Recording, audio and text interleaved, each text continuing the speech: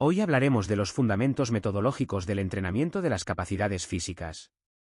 En esta unidad vamos a comprender cómo se entrenan las capacidades físicas condicionales utilizando métodos adecuados, cargas apropiadas y una progresión lógica del entrenamiento. El objetivo principal es que seas capaz de reconocer los métodos de trabajo de fuerza, resistencia, velocidad y movilidad, comprender cómo actúan sobre el organismo, y saber elegir el método apropiado según el tipo de adaptación que buscamos. Además, deberás dominar las manifestaciones de fuerza, los rangos de carga más utilizados, los métodos de resistencia y sus efectos, los tipos de velocidad y las modalidades de movilidad.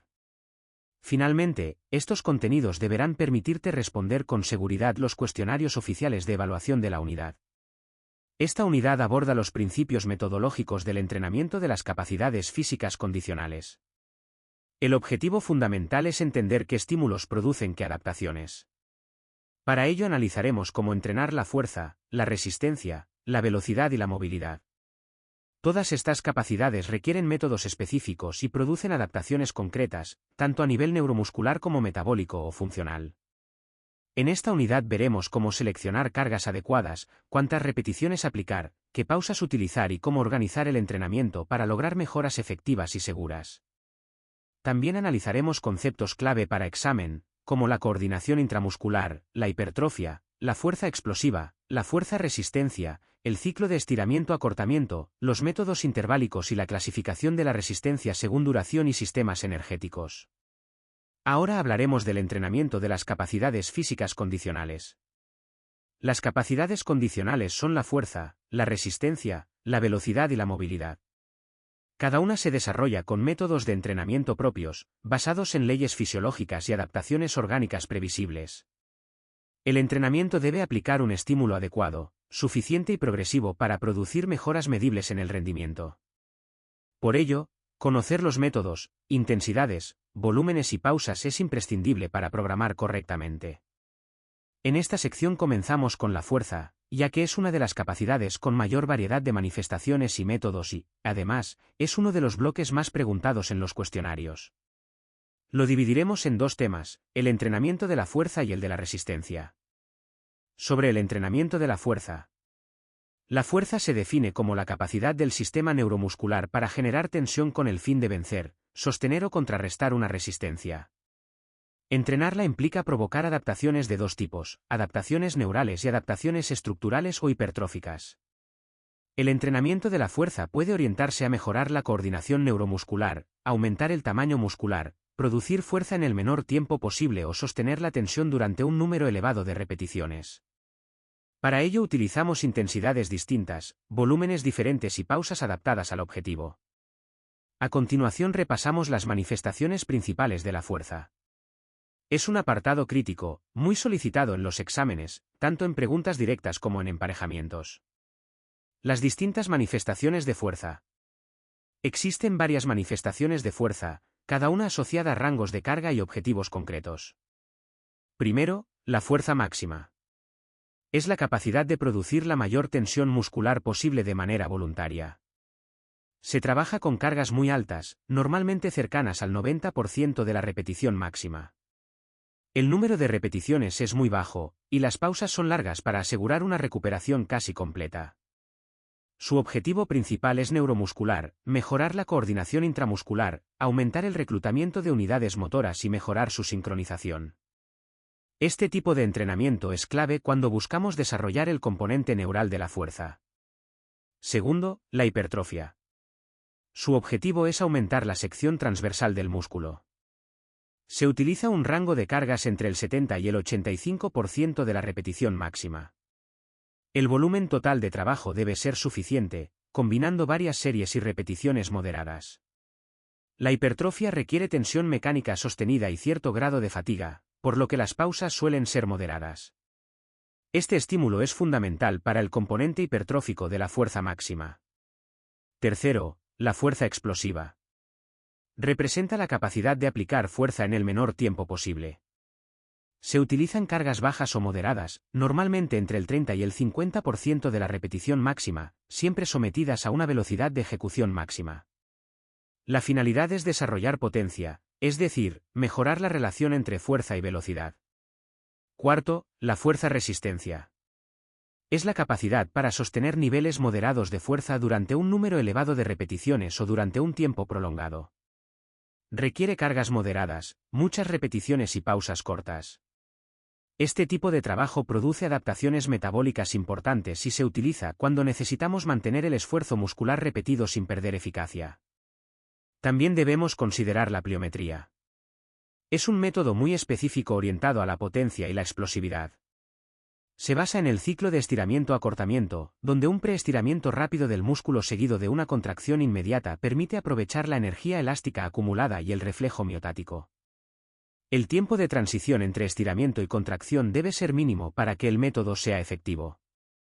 Estas manifestaciones y sus rangos de trabajo aparecen continuamente en los cuestionarios, especialmente en emparejamientos como fuerza máxima 90%, hipertrofia 75%, fuerza explosiva 30% y fuerza resistencia 50% de la repetición máxima. El entrenamiento de fuerza-resistencia. La fuerza-resistencia es la capacidad del sistema neuromuscular para sostener niveles moderados de fuerza durante un número elevado de repeticiones o durante un esfuerzo prolongado. Este tipo de entrenamiento busca mantener la capacidad de generar tensión sin que aparezca una caída pronunciada del rendimiento.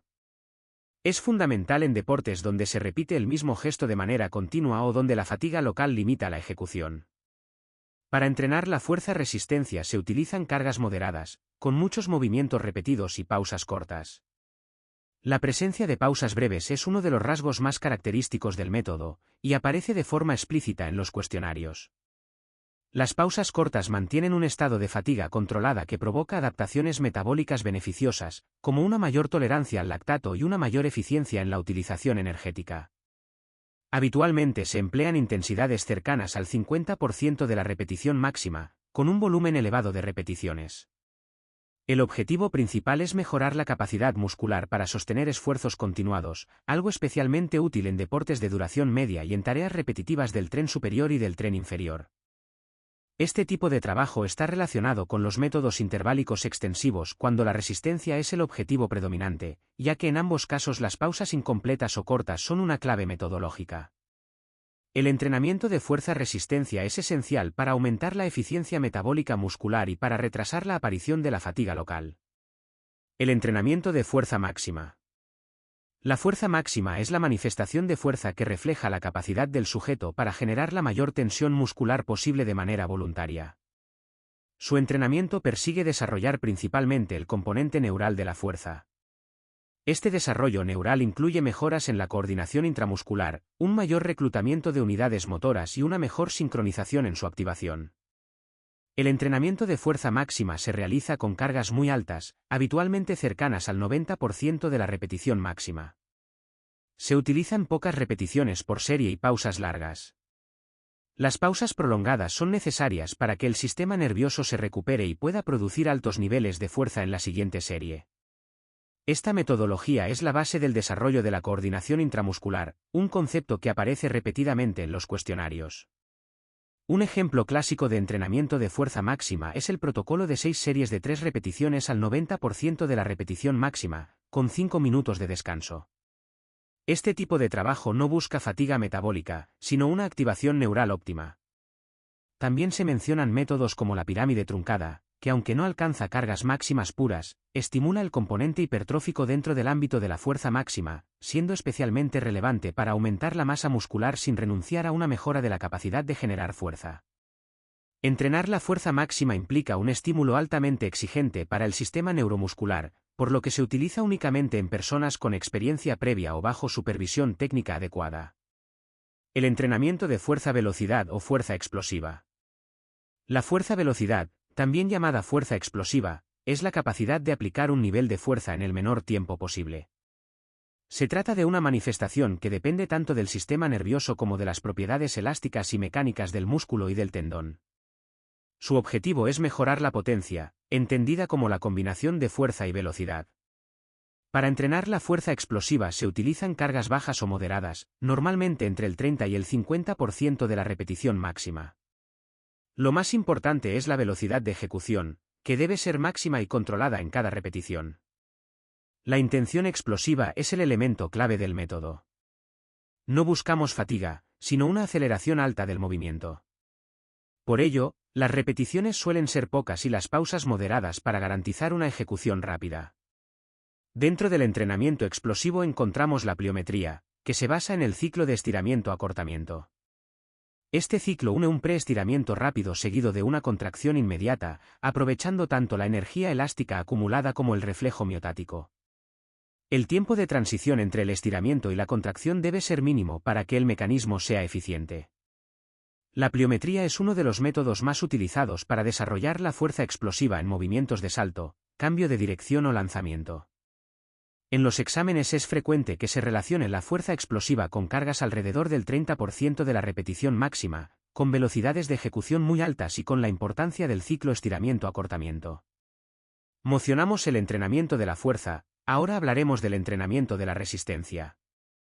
La resistencia es la capacidad física que permite mantener un esfuerzo eficaz durante el mayor tiempo posible y recuperarse adecuadamente después del esfuerzo. Esta capacidad tiene un componente metabólico fundamental, ya que depende de los sistemas energéticos que producen la energía necesaria para sostener la actividad muscular. Según la intensidad y la duración del esfuerzo, la resistencia puede basarse en vías aeróbicas o anaeróbicas. Por ello es importante diferenciar los distintos tipos de resistencia y los métodos adecuados para entrenarlas. El entrenamiento de la resistencia busca mejorar la capacidad del organismo para mantener la intensidad de la prueba durante el mayor tiempo posible. Esta es la definición que aparece repetidamente en los cuestionarios, donde se destaca que la variable que mejor define la resistencia es el mantenimiento de la mayor intensidad y calidad de esfuerzo posible durante el tiempo de duración de la prueba. Entrenar la resistencia implica manipular tres variables principales: la intensidad, la duración y el tipo de recuperación. Según cómo se combinen estas variables, se produce una mejora en sistemas aeróbicos o anaeróbicos y se incrementa la capacidad del deportista para mantener ritmos estables, tolerar el lactato o realizar esfuerzos de alta intensidad repetidos. Las distintas manifestaciones de resistencia. Las manifestaciones de resistencia pueden clasificarse desde varios enfoques, pero la unidad destaca especialmente dos clasificaciones fundamentales: la clasificación según su especificidad y la clasificación según la duración del esfuerzo, muy utilizada en estudios de rendimiento. La resistencia puede ser general o específica. La resistencia general es la base fisiológica que mejora la capacidad del organismo para realizar cualquier actividad prolongada, independientemente del deporte concreto.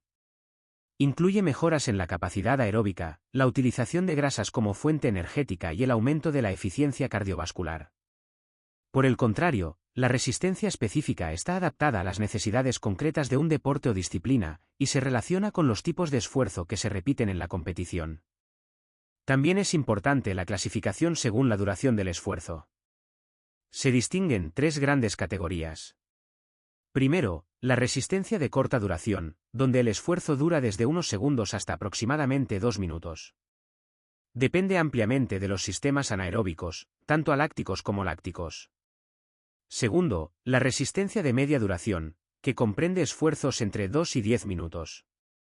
Combina sistemas aeróbicos y anaeróbicos, siendo especialmente importante la tolerancia al lactato. Tercero, la resistencia de larga duración, que incluye esfuerzos superiores a los 10 minutos y que se subdivide en categorías como larga duración 1, 2 y 3.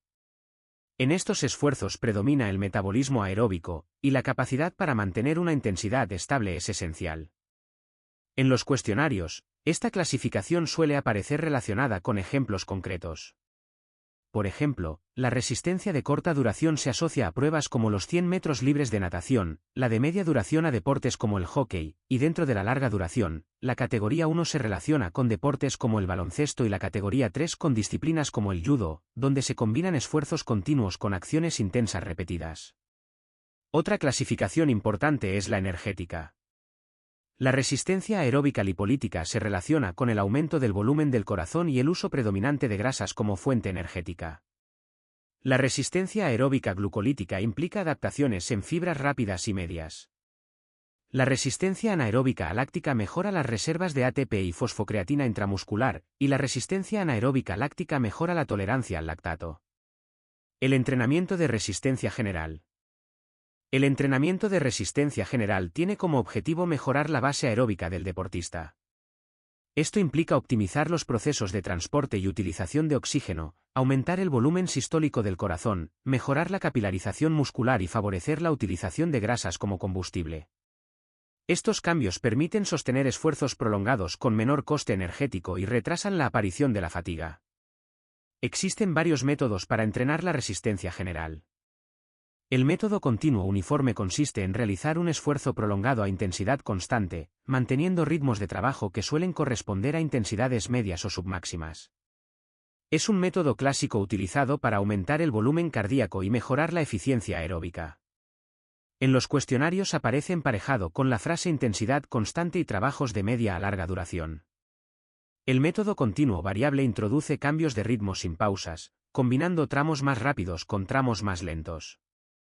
Este método mejora tanto la capacidad aeróbica como la capacidad de cambiar de ritmo dentro de un esfuerzo prolongado. Aparece en las pruebas como cambios de ritmo sin pausa. Los métodos interválicos también pueden emplearse para entrenar la resistencia general. El interválico extensivo utiliza intensidades moderadas con pausas incompletas y un volumen total elevado. Esto mejora la eficiencia aeróbica y la capacidad para tolerar esfuerzos prolongados sin recuperación completa. El interválico intensivo, en cambio, utiliza intensidades altas con pausas incompletas y produce mejoras en la resistencia anaeróbica, especialmente en la tolerancia al lactato. En los exámenes se destaca que el interválico intensivo es alta intensidad con pausa incompleta y que el extensivo utiliza intensidad moderada también con recuperación incompleta. Finalmente, el método de repeticiones implica esfuerzos cortos de alta intensidad con pausas completas, de modo que la recuperación sea total antes de repetir el esfuerzo. Este método desarrolla especialmente la potencia anaeróbica y permite sostener intensidades altas sin acumulación excesiva de fatiga. El entrenamiento de resistencia general es fundamental para cualquier deportista, ya que proporciona la base necesaria para soportar cargas más específicas o intensas en fases posteriores del entrenamiento. El entrenamiento de resistencia específica. Llamamos resistencia específica al tipo de resistencia que está directamente ligada al gesto técnico propio de la disciplina deportiva. Es decir, es la capacidad de soportar el esfuerzo cuando repetimos el mismo patrón de movimiento que haremos en competición, con la misma estructura de pausas, distancias e intensidades. El rendimiento en muchas pruebas depende en gran medida de esta resistencia específica, por lo que su entrenamiento debe parecerse mucho a la realidad competitiva. Para planificar el entrenamiento de la resistencia específica debemos fijarnos sobre todo en la duración del esfuerzo y en el sistema energético predominante. En función de cuánto dura la acción, se producirán adaptaciones diferentes en los sistemas aeróbicos y anaeróbicos, así como cambios locales en la musculatura implicada y en la coordinación del gesto. Podemos distinguir varios tipos de resistencia específica según la duración de la carga. Primero, la resistencia de corta duración. Comprende esfuerzos que van aproximadamente desde los 35 segundos hasta los 2 minutos. Se trabaja normalmente con acciones propias de la especialidad deportiva, por ejemplo series de carrera a ritmo de prueba o repeticiones de nado en el estilo correspondiente. Al ser esfuerzos muy intensos, al terminar se genera una gran deuda de oxígeno. Esto estimula principalmente la potencia anaeróbica láctica, es decir, la capacidad de producir energía rápidamente con acumulación de lactato, y también la capacidad anaeróbica láctica, que es la tolerancia a altos niveles de lactato. Además, requiere una buena coordinación, velocidad y fuerza muscular. En los cuestionarios, este grupo se asocia a la resistencia de corta duración y a deportes como los 100 metros libres de natación, abreviado como RDC. Segundo, la resistencia de mediana duración. Abarca esfuerzos entre 2 y 10 minutos. Aquí lo más importante es soportar grandes cantidades de lactato durante más tiempo, más que producirlo rápidamente. La intensidad sigue siendo alta, por lo que se necesita un consumo máximo de oxígeno elevado. Esta resistencia combina componentes aeróbicos y anaeróbicos. También exige niveles adecuados de fuerza y coordinación. En los exámenes se vincula con deportes como el hockey y se conoce como resistencia de media duración, o RDM. Tercero, la resistencia de larga duración 1. Se sitúa entre los 10 y los 35 minutos de esfuerzo. Son esfuerzos de intensidad muy elevada, cerca del 95% del consumo máximo de oxígeno. La energía procede sobre todo del sistema aeróbico, aunque pueden aparecer concentraciones de lactato por encima del umbral anaeróbico. Por tanto, Este tipo de entrenamiento eleva el umbral anaeróbico y mejora la capacidad de trabajar de forma aeróbica a intensidades altas. Suele asociarse en los cuestionarios a deportes como el baloncesto, etiquetado como resistencia de larga duración 1, RDL1. Cuarto, la resistencia de larga duración 2. Incluye esfuerzos entre 35 y 90 minutos. En ellos predomina claramente el metabolismo aeróbico, con intensidades tan altas como la duración lo permita. Se necesitan grandes reservas de glucógeno muscular y un umbral anaeróbico bien desarrollado. El objetivo es retrasar todo lo posible el momento en que el organismo debe recurrir de forma masiva a las grasas o incluso a las proteínas como fuente de energía, lo que deterioraría la calidad del esfuerzo. Quinto, la resistencia de larga duración 3. Comprende esfuerzos entre 90 minutos y 6 horas. Aquí el aporte energético se basa fundamentalmente en la degradación de las grasas. Sigue siendo importante tener un buen umbral anaeróbico, pero ganan protagonismo la economía de movimiento y la capacidad de mantener la técnica durante mucho tiempo. En los cuestionarios se asocia a deportes como el judo, etiquetado como RDL3, porque aunque los combates son más cortos, el conjunto de esfuerzos intermitentes y repetidos exige esta capacidad de larga duración a nivel global de la competición. Sexto, la resistencia de larga duración 4. Abarca esfuerzos de más de 6 horas. En este caso, la obtención de energía se apoya en la gluconeogénesis, es decir, en la formación de glucosa a partir de grasas y proteínas. Durante este tipo de esfuerzos es imprescindible ir reponiendo hidratos de carbono y líquidos para poder continuar. Además, hay que tener muy bien adaptados músculos, tendones y ligamentos para resistir la carga mecánica prolongada. Esta clasificación por duraciones se ve reflejada en las tablas del tema y en los emparejamientos de los cuestionarios donde se relacionan tipos de resistencia con deportes concretos, RDC con 100 metros libres en natación, RDM con hockey, RDL1 con baloncesto y RDL3 con judo. El métodos de entrenamiento de la resistencia. Una vez definidos los tipos de resistencia, necesitamos métodos concretos para entrenarlos. La elección del método dependerá de qué sistema energético queremos priorizar, del tipo de resistencia específica de la prueba y del momento de la temporada. En esta unidad se describen varios grupos principales de métodos: los métodos continuos, los métodos interválicos, los métodos de repeticiones, el método de ritmo competición y otros métodos especiales como el entrenamiento en altura. Los métodos continuos se caracterizan porque el esfuerzo se realiza sin pausas. Sin embargo, la intensidad puede mantenerse constante o variar. En el método continuo uniforme extensivo el deportista trabaja durante 30 a 120 minutos a una intensidad moderada, alrededor del 60 al 75% del consumo máximo de oxígeno o de la frecuencia cardíaca máxima. Se utiliza para desarrollar el metabolismo aeróbico, mejorar la utilización de las grasas y aumentar la capilarización periférica. En las preguntas tipo test, este método aparece descrito como trabajo de intensidad media y larga duración que aumenta el volumen del corazón. En el método continuo uniforme intensivo la intensidad sube al rango del 70 al 85% del consumo máximo de oxígeno o de la frecuencia máxima, con duraciones de 30 a 60 minutos. Aquí se trabaja más cerca del umbral anaeróbico, se incrementan los depósitos de glucógeno y se mejora la capacidad de producir y eliminar lactato. Cuando hablamos de método continuo variable nos referimos a esfuerzos en los que se alternan tramos más rápidos y más lentos, pero sin que haya pausas de recuperación completa. Los cambios de ritmo pueden oscilar entre el 60 y el 95% de la frecuencia cardíaca máxima. Este método mejora la capacidad del organismo para cambiar de un metabolismo aeróbico a uno anaeróbico y viceversa. En los cuestionarios aparece descrito como cambios de ritmo sin pausa. Los métodos interválicos se basan en repeticiones de esfuerzos a intensidades medias o altas, separadas por recuperaciones incompletas. La clave aquí es que en la pausa no se recupera del todo, lo que obliga al organismo a adaptarse a trabajar con fatiga. En el interválico extensivo largo las repeticiones duran de 2 a 15 minutos, a intensidades aproximadas del 70 al 75% del consumo máximo de oxígeno, con descansos entre repeticiones de 2 a 5 minutos. Mejora la capacidad aeróbica y el metabolismo glucolítico. Es un método típico cuando se habla de intensidad moderada con pausa incompleta.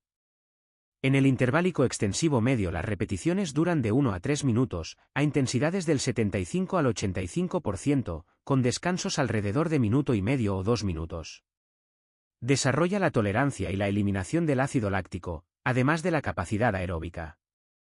Los interválicos intensivos cortos se realizan a intensidades muy altas, cercanas al 95 o 97%, con duraciones de 20 a 30 segundos y descansos de 2 a 3 minutos. Mejoran la capacidad anaeróbica láctica y el consumo máximo de oxígeno. Los interválicos intensivos muy cortos se hacen a intensidad máxima, con esfuerzos de 8 a 10 segundos y descansos de 2 a 3 minutos. Si el volumen total es alto, mejoran tanto la capacidad anaeróbica láctica como la aeróbica. En conjunto, cuando en las preguntas se menciona método interválico intensivo, se hace referencia a alta intensidad con pausa incompleta. Los métodos de repeticiones se diferencian porque la recuperación entre esfuerzos es completa. Esto significa que se espera a que el pulso y la sensación de fatiga bajen lo suficiente para poder repetir el siguiente esfuerzo a máxima calidad. Las repeticiones largas tienen intensidades altas, alrededor del 90%, con duraciones de 2 a 3 minutos y descansos completos entre series. Desarrollan la potencia aeróbica y la capacidad anaeróbica láctica. Las repeticiones medias se hacen a intensidades submáximas o máximas, del 95 al 100%, durante 45 a 60 segundos, con recuperación total. Su objetivo es acostumbrar al cuerpo a soportar grandes cantidades de lactato, típicas de las pruebas de corta duración, es decir, de 35 segundos a 2 minutos. Las repeticiones cortas también se realizan a intensidad máxima, con duraciones de 20 a 30 segundos y descansos completos, repitiendo de 6 a 8 veces. Se utilizan para mejorar la capacidad anaeróbica láctica y la resistencia de corta duración. En los cuestionarios se destacan como el método de alta intensidad con recuperación completa. El método de ritmo-competición es una variante de los métodos de repeticiones pensada para aproximar el entrenamiento a las condiciones reales de la prueba. En la primera parte de la sesión se realizan repeticiones sobre distancias algo menores que la distancia oficial, pero a velocidades por encima del ritmo de competición. En la parte central se trabajan distancias ligeramente superiores a la de la prueba, a un ritmo algo más lento, para reforzar la capacidad de resistencia. Y en la parte final se vuelven a hacer repeticiones más cortas, por debajo de la distancia de competición, pero ahora en condiciones de fatiga acumulada. De este modo se entrena la capacidad de mantener la velocidad de competición cuando el deportista ya está cansado. Por último, existen métodos especiales como el entrenamiento en altura o en cámaras hipováricas. Su objetivo es trabajar en condiciones de hipoxia, es decir, con menor cantidad de oxígeno en el aire inspirado. El organismo responde aumentando la producción de glóbulos rojos y mejorando la capacidad de transporte de oxígeno. Para que estos métodos sean eficaces hay que planificarlos con tiempo, ya que no todos los deportistas responden igual. Un ejemplo clásico es realizar unos 21 días de estancia en altura y bajar aproximadamente una semana antes de la competición importante. Todos estos métodos, continuos, interválicos, de repeticiones, de ritmo competición y en altura, son herramientas que el entrenador combina para desarrollar las diferentes manifestaciones de resistencia, desde la resistencia aeróbica lipolítica, que aumenta el volumen del corazón y favorece el uso de grasas, hasta la resistencia anaeróbica láctica, que mejora las reservas de ATP y fosfocreatina, pasando por la anaeróbica láctica, que incrementa la tolerancia al lactato, y la aeróbica glucolítica, que adapta las fibras rápidas y medias. Justo las mismas asociaciones que aparecen en los emparejamientos de los cuestionarios oficiales. Perfecto. Puedo leer todos los PDF sin ninguna dificultad y continúo con el guión fluido, totalmente listo para el TTS, sin símbolos, sin emojis, sin viñetas, estilo oral continuo, y centrado en los contenidos del PDF UD-5 y en las respuestas necesarias para los cuestionarios A4 u 5. A continuación tienes 3.3 el entrenamiento de la velocidad, con sus apartados 3.3.1 velocidad de reacción y 3.3.2 velocidad cíclica y acíclica. Ahora hablaremos del entrenamiento de la velocidad. La velocidad es la capacidad física que permite realizar una acción motriz en el menor tiempo posible. Es una capacidad clave en la mayoría de deportes porque determina la rapidez con la que un deportista inicia un movimiento, ejecuta un gesto técnico o se desplaza de un punto a otro. La velocidad depende en gran medida del sistema nervioso, de la coordinación intramuscular y de la eficiencia técnica. Debido a ello, sus métodos de entrenamiento deben centrarse en la calidad del movimiento y no en provocar fatiga. En esta unidad distinguimos tres manifestaciones importantes de la velocidad de reacción, la velocidad gestual o velocidad acíclica y la velocidad de desplazamiento o velocidad cíclica. Estas categorías aparecen en los cuestionarios y suelen formularse en preguntas de emparejamiento donde se deben asociar conceptos como estímulo-respuesta, cadencia de movimiento y relación distancia-tiempo. Para entrenarlas adecuadamente se necesitan intensidades máximas, series muy cortas y recuperaciones completas, para asegurar que cada repetición se realiza en condiciones óptimas del sistema nervioso. A continuación definiremos la velocidad de reacción, así como a velocidad cíclica y acíclica. La velocidad de reacción es la capacidad para responder en el menor tiempo posible a un estímulo. Puede ser un estímulo visual, auditivo o táctil, según la disciplina. Lo esencial es que esta velocidad mide el intervalo entre la aparición del estímulo y el inicio del movimiento. Cuanto más rápido se produzca esta respuesta, mejor será el rendimiento en acciones como salidas de carrera, arrancadas en deportes de equipo, bloqueos defensivos o respuestas tácticas en deportes de combate. El entrenamiento de la velocidad de reacción requiere estímulos variados e inesperados. La clave es la especificidad del estímulo. Para mejorar la reacción no basta con repetir movimientos a máxima velocidad, es necesario incluir señales externas claras, como un silbato, una palmada, un cambio de luz o una orden verbal. Según el PDF y según lo que aparece en los cuestionarios, la mejor distancia para evaluar y entrenar la velocidad de reacción es de 0 a 3 metros. Esta distancia permite aislar la fase inicial del movimiento sin que el gesto técnico posterior influya en los resultados. Por ese motivo, cuando aparece en los exámenes la pregunta sobre la mejor franja para entrenar la velocidad de reacción, la respuesta correcta siempre es 0 a 3 metros. El trabajo debe ser breve, explosivo y con recuperaciones completas. Esto permite que el sistema nervioso mantenga su máxima capacidad de activación en cada intento. Si hubiera fatiga, estaríamos entrenando otra cualidad y no la velocidad de reacción pura. La velocidad gestual o velocidad acíclica es la capacidad para realizar gestos aislados con la mayor rapidez posible. Está relacionada con la frecuencia y la cadencia del movimiento. Es un tipo de velocidad que aparece en acciones únicas como golpes, lanzamientos, fintas, cambios de dirección, paradas o gestos técnicos que no tienen estructura repetitiva. En los cuestionarios se identifica como velocidad gestual y se empareja con el concepto de cadencia.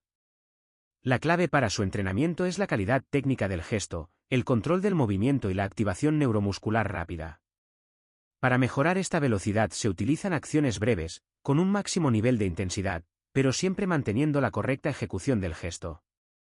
Se emplean tareas como lanzamientos rápidos, golpeos repetidos, fintas explosivas o cambios de dirección de muy corta duración. Las pausas deben ser completas para mantener la frescura neuromuscular.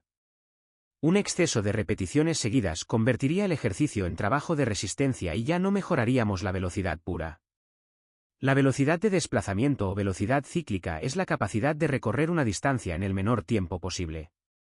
A diferencia de la cíclica, esta velocidad implica movimientos repetidos y coordinados, como correr, pedalear o nadar. En los cuestionarios aparece como relación distancia-tiempo. Este tipo de velocidad depende tanto de la técnica como de la fuerza aplicada en cada ciclo y de la frecuencia con la que se producen esos ciclos. El entrenamiento de la velocidad cíclica se centra en mejorar la técnica, la frecuencia de zancada o ciclo y la fuerza explosiva aplicada en el gesto repetitivo. Para ello se utilizan repeticiones muy cortas, como tramos de 10 a 30 metros en carrera o pequeños sprints. Estas repeticiones se realizan siempre a intensidad máxima y con recuperaciones completas para que cada repetición mantenga la mayor velocidad posible. En ambos tipos de velocidad, cíclica y acíclica, la fatiga es el enemigo principal del entrenamiento. Por eso las series deben ser pocas, muy intensas y con descansos largos. Recordemos que la velocidad depende sobre todo del sistema nervioso y que éste necesita estar fresco para poder entrenarse correctamente. Si la intensidad baja, ya no estamos desarrollando velocidad. Por último, es importante recordar que los cuestionarios suelen proponer emparejamientos. La velocidad de reacción se asocia siempre a estímulo-respuesta y a la distancia de 0 a 3 metros, la velocidad gestual o acíclica se relaciona con la cadencia o la frecuencia del movimiento, y la velocidad de desplazamiento o cíclica se vincula con la relación distancia-tiempo. Los sistemas de entrenamiento de los distintos tipos de velocidad. Para entrenar adecuadamente los distintos tipos de velocidad debemos aplicar sistemas que respeten un principio fundamental: la velocidad solo mejora si el deportista realiza cada repetición con la máxima intensidad posible y sin fatiga. La calidad técnica y la frescura neuromuscular son imprescindibles. En esta unidad distinguimos tres grandes bloques: velocidad de reacción, velocidad gestual o acíclica, y velocidad cíclica o de desplazamiento. Cada una requiere un sistema de entrenamiento específico. Para entrenar la velocidad de reacción se utilizan estímulos externos que obligan a responder en el menor tiempo posible. Estos estímulos pueden ser auditivos, visuales o táctiles, y su característica principal es la imprevisibilidad. El método consiste en realizar arranques o acciones explosivas inmediatamente después del estímulo. Las repeticiones son muy breves y las recuperaciones deben ser completas para garantizar que el sistema nervioso responde al máximo. La distancia ideal de trabajo es de 0 a 3 metros porque en ese rango se mide únicamente la capacidad de reaccionar sin interferencia de la técnica. En los cuestionarios aparece directamente esta distancia como la referencia correcta para trabajar la velocidad de reacción. Para entrenar la velocidad gestual o acíclica se busca aumentar la frecuencia y la rapidez de movimientos aislados, como golpes, lanzamientos, cambios de dirección o fintas. Se realizan repeticiones muy cortas, de 1 a 3 segundos, siempre a máxima intensidad, con descansos completos entre repeticiones y series. El objetivo es mejorar la coordinación neuromuscular, la activación rápida de unidades motoras y la economía del gesto. La clave es mantener la máxima velocidad y nunca permitir que aparezca la fatiga, ya que ésta reduciría la calidad técnica y desplazaría el trabajo hacia la resistencia. Para entrenar la velocidad cíclica o de desplazamiento se utilizan repeticiones cortas de carrera, nado o pedaleo, normalmente entre 10 y 30 metros.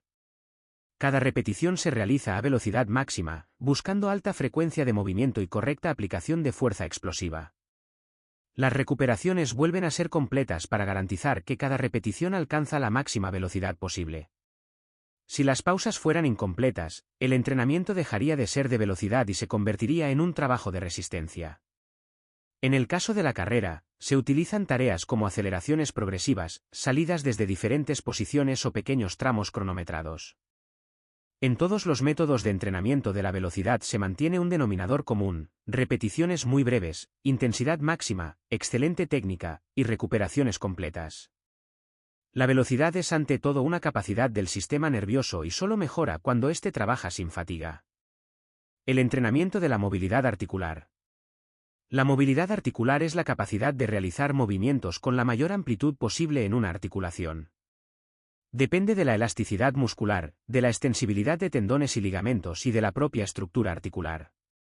Es una capacidad esencial para ejecutar correctamente gestos técnicos y prevenir lesiones. Podemos distinguir varias formas de trabajo: movilidad pasiva, movilidad activa, movilidad asistida y movilidad forzada. En la movilidad pasiva la amplitud del movimiento se logra gracias a una fuerza externa, como la gravedad, un compañero o un aparato.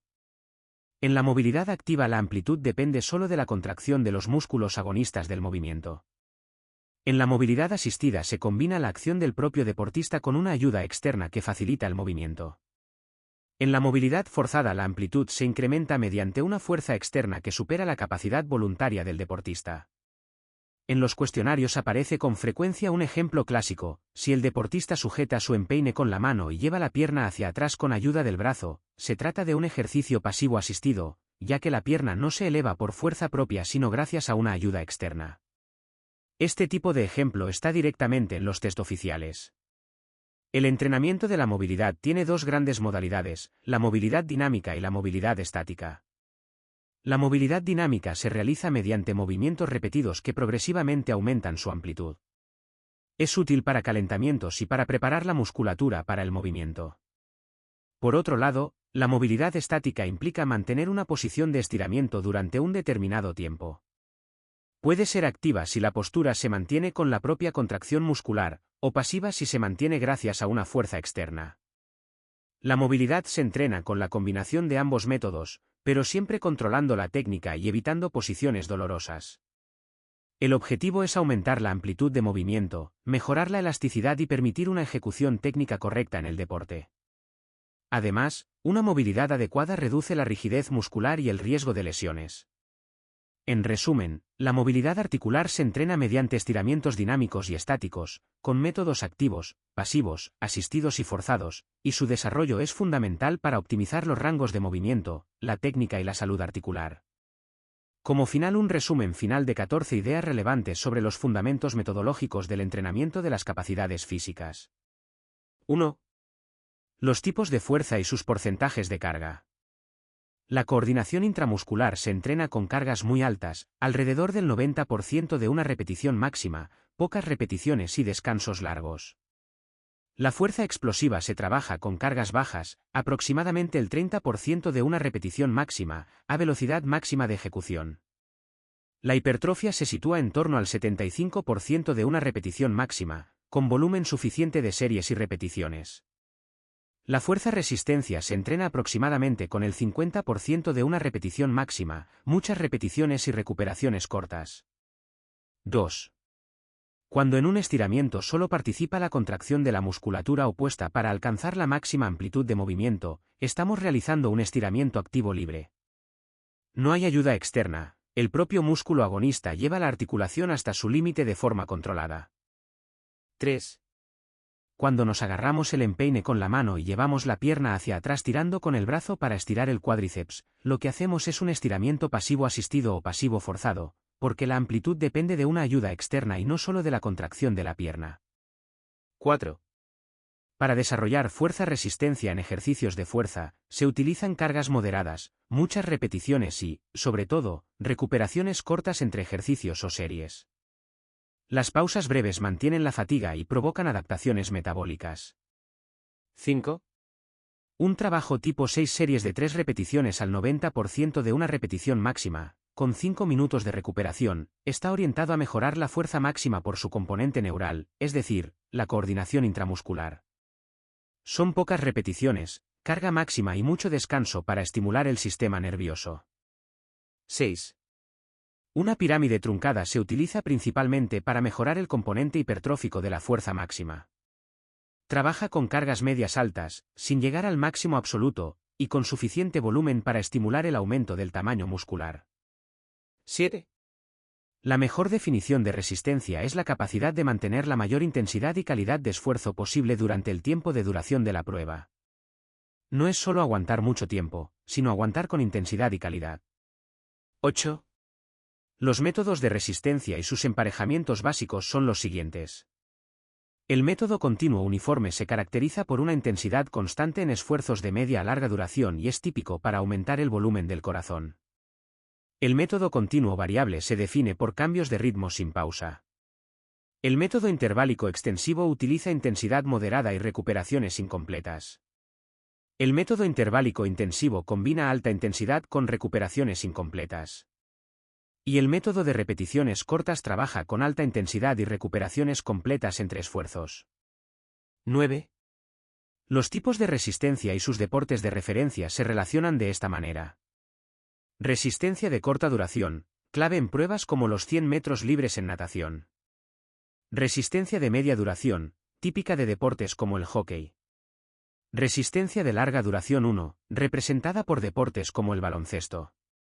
Resistencia de larga duración 3, asociada a deportes como el judo, donde hay muchos esfuerzos intermitentes a lo largo del tiempo. 10.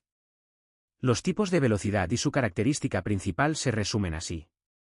Velocidad de reacción, relación estímulo-respuesta, es decir, el tiempo que pasa desde que aparece el estímulo hasta que empieza el movimiento. Velocidad gestual o velocidad acíclica, relacionada con la cadencia y la frecuencia de los movimientos aislados, como un golpe o una finta.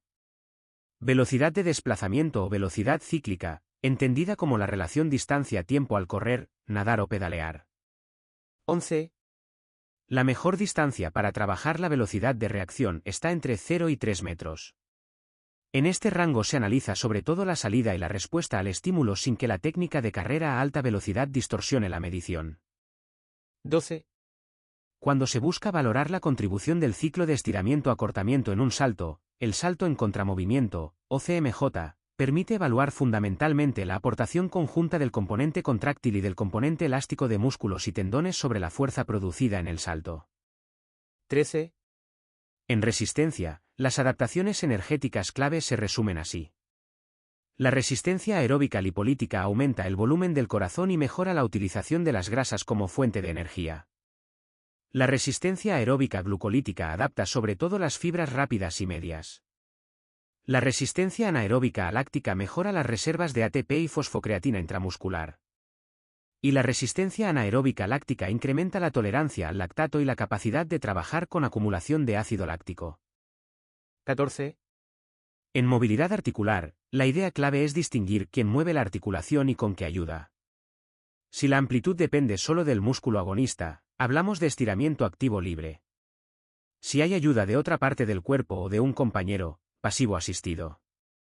Y si la ayuda externa lleva la articulación más allá de la capacidad voluntaria, hablamos de estiramiento forzado. Hemos llegado al final de este capítulo dedicado a los fundamentos metodológicos del entrenamiento de las capacidades físicas. Hoy hemos comprendido cómo se estructuran y cómo se entrenan la fuerza, la resistencia, la velocidad y la movilidad, y hemos visto qué métodos, cargas, intensidades y pausas generan cada tipo de adaptación. También hemos repasado los conceptos clave que aparecen en los cuestionarios y que son esenciales para dominar esta unidad. Recuerda, el entrenamiento solo es eficaz cuando aplicamos el estímulo adecuado, en la cantidad correcta y siguiendo una progresión lógica. Conocer los métodos y saber cuándo utilizarlos es la base para mejorar el rendimiento y para programar sesiones seguras, efectivas y ajustadas a cada deportista. Si te ha servido este contenido, suscríbete y dale like para seguir aprendiendo sobre entrenamiento, rendimiento y preparación física, y para continuar con los próximos capítulos de esta serie.